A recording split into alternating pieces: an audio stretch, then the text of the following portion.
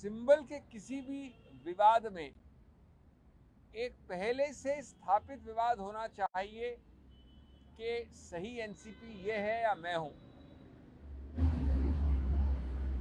जब आपके सब दस्तावेज, सब वक्तव्य, सब हलफनामों में ये स्पष्ट लिखा है कि 30 तारीख के पहले कभी आपने ये मुद्दा नहीं उठाया कि एनसीपी ऐसी है, ए है या बी है, या एनसीपी में डिवीजन है, या एनसीपी में गुटबाजी है, या शरद पवार लीडर नहीं है, तो आपने जब याचिका फाइल की 30 तारीख को, इस तारीख का महत्व है, जब याचिका फाइल की तो उस तारीख को कोई विवाद ही नहीं था। जब विवाद ही नहीं है तो डिस्प्यूट का मुद्दा कहां से आता है? चुनाव आयोग को अधिकार क्षेत्र जुरिडिक्शन कहां से मिलता है? चुनाव आयोग इस पूरे अनुच्छेद 15 के अंतर्गत कार्रवाई शुरू कैसे कर सकती है? क्योंकि कोई भी पूर्व विदित विवाद नहीं था, प्री एग्जिस्टिंग डिस्प्यूट नहीं था। ये विस्तार से बताया जा रहा है।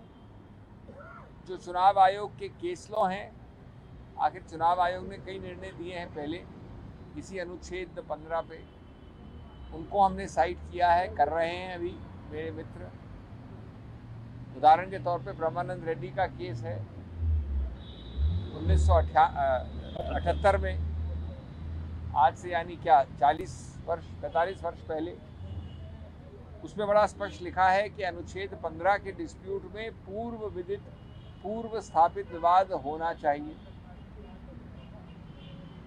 तो जब ये सब है तो सिर्फ आप 30 तारीख को फाइल करने के बाद अपनी फाइलिंग द्वारा एक नया डिस्प्यूट विवाद नहीं खड़ा कर सकते। मैं कल एक नया याचिका फाइल करके विवाद नहीं खड़ा कर सकता अनुच्छेद 15 के अंदर। मेरा विवाद याचिका दर्ज करने से बहुत पहले से होना चाहिए। ये एक कानूनी टेस्ट है।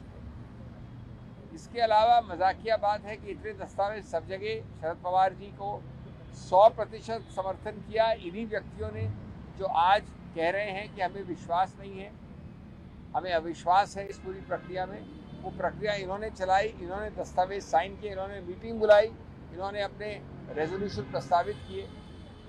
तो हम इस दौरान इस प्रक्रिया के द्वारा ये पूरे आडंबर को, इस पूरे मिथ्या प्रचार को, इस झूठ को हम एक्सपोज कर रहे हैं कि आपको बरगलाने का, आपको बहकाने का और मूर्ख बनाने की प्रक्रिया की जा रही है। ये चलेगी अभी, इसके बाद मैं दलील ऑल करूँगा जब नई तारीख होगी, तिथि फिक्स। लेकिन ये संक्षिप्त में आज हुआ है।